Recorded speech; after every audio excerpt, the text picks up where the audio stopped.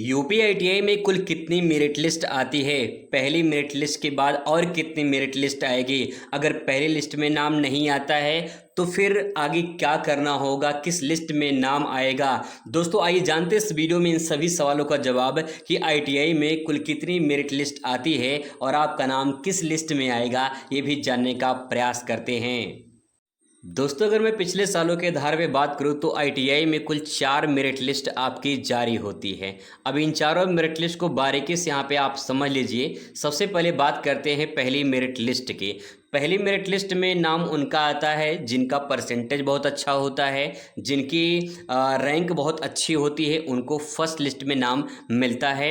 अगर मान लेते हैं कि फर्स्ट लिस्ट में आपका नाम नहीं आता है तो फिर आपको कुछ करना नहीं होता है, सीधे सेकेंड लिस्ट का आपको वेट करना होता है। बहुत अलग से फॉर्म नहीं भरना पड़ता है या फिर चॉइस करनी नहीं पड़ती है, बस आपको सेकेंड मेरिट लिस्ट का वेट करना होता है अगर आपका फर्स्ट लिस्ट में नाम नहीं आता है।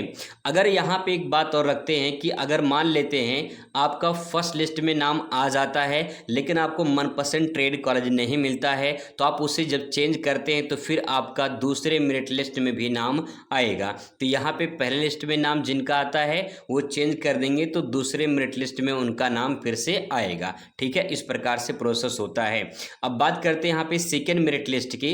तो जो सेकेंड मेरिट लिस्ट है ये पहले तो जो लोग चेंज करते हैं उनका नाम आता है, फिर जिनका नाम फर्स्ट लिस्ट में नाम नहीं आया था उनका दूसरी मेरिट लिस्ट में नाम आता है। ठीक है, अब फिर से यहाँ पे एक सिचुएशन और मिलता है। अगर यहाँ पे दूसरे मेरिट लिस्ट में भी जिनको ट्रेड पसंद नहीं है, कॉलेज पसंद नहीं है, अगर वो चेंज करना चाहते हैं तो फिर ये चेंज करेंगे तो उनका नाम तीसरी मेरिट लिस्ट में आएगा। ठीक है, इस प्रकार से प्रोसेस चलता है। लेकिन आपको बता दें कि यहाँ पर तीसरी मेरिट लिस्ट में यहाँ पे चेंज करने का कोई मौका आपको नहीं दिया जाता। आप यहाँ पे चेंज नहीं कर सकते। जो ट्रेड जो कॉलेज आपको अलॉट हो जाएगा वही आपको लेना पड़ेगा, उसमें चेंजिंग करने का मौका नहीं मिलता है। ये तीसरी मेरिट लिस्ट की बात कर रहे हैं।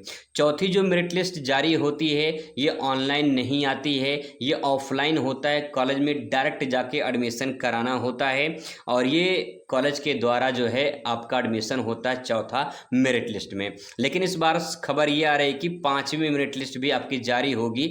तो अगर ऐसा होता है तो 5वीं मेरिट लिस्ट में भी आपको जो है एडमिशन कराने का मौका मिलेगा। पिछले आधार की बात करें तो 4 मेरिट लिस्ट जारी होती है जिनको मैंने एक एक करके आपको बताने का प्रयास किया है। इसके बावजूद भी कोई डाउट रह जाता है तो बताइएगा, कमेंट करिएगा। मिलते हैं नेक्स्ट वीडियो में। Thanks for watching.